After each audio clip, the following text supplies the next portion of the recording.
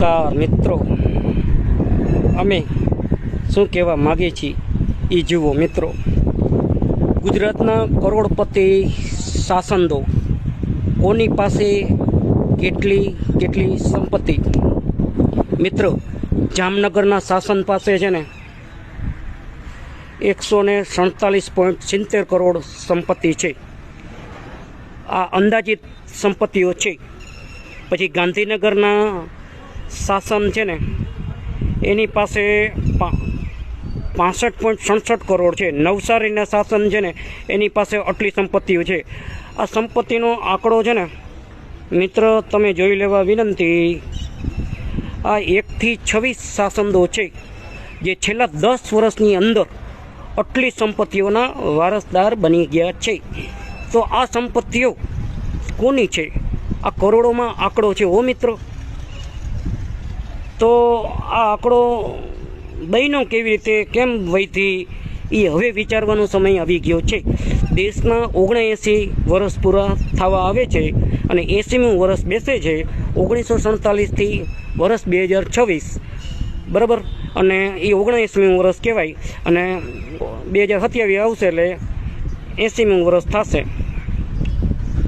તો મિત્રો મારી આ વાત સાંભળો. આજે નહીં સાંભળો તો કોઈ દી નહીં સમજાય.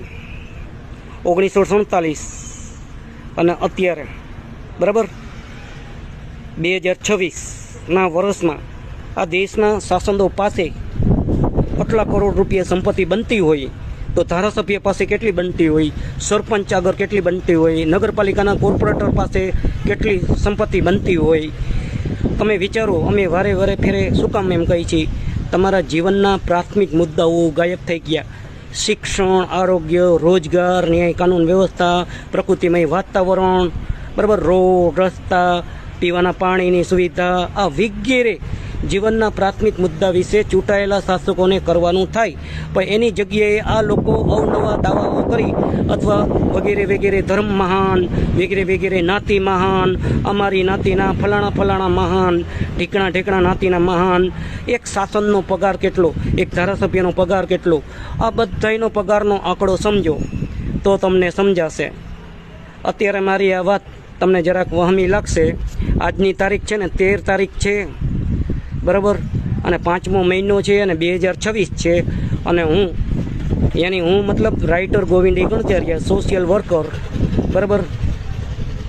આ બધું છે ને આંકડો ગવર્મેન્ટના ચોપડે નિયમ મુજબ છે. બાકી ઓરિજિનલ સંપત્તિ તો શું છે, જેમ વિપક્ષના ઉપર ઈડી, સીબીઆઈ, ઈડી પડે છે ને, આઈટીની રેડ પડે છે ને, એમ ચૂંટાયેલા શાસકો ઉપર કેદી પડશે?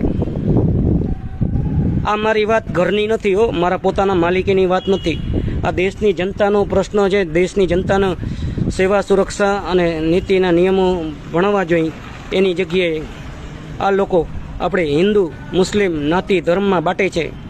આવા ઈસમો આપણી પાસે 5 વર્ષમાં એક જ વાર દેખાય છે. વધીને 5 વર્ષની અંદર 2 મહિના 4 મહિના જ દેખાય, પછી દેખાતા નથી.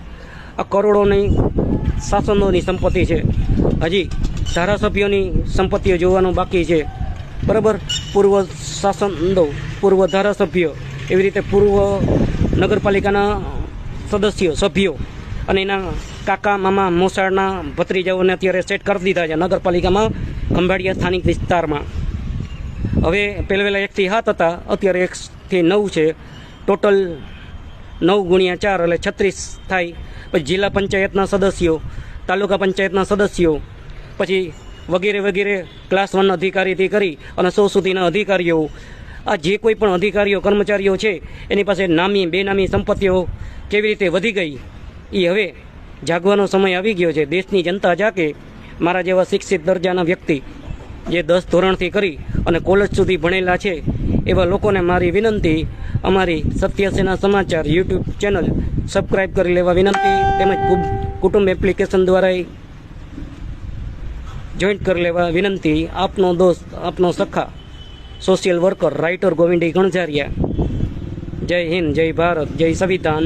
આજની તારીખ 13 તારીખ છે અને સવારના ભાગમાં 9:07 થઈ છે. જાગતે રહો, જાગતે રહો, જાગતે રહો.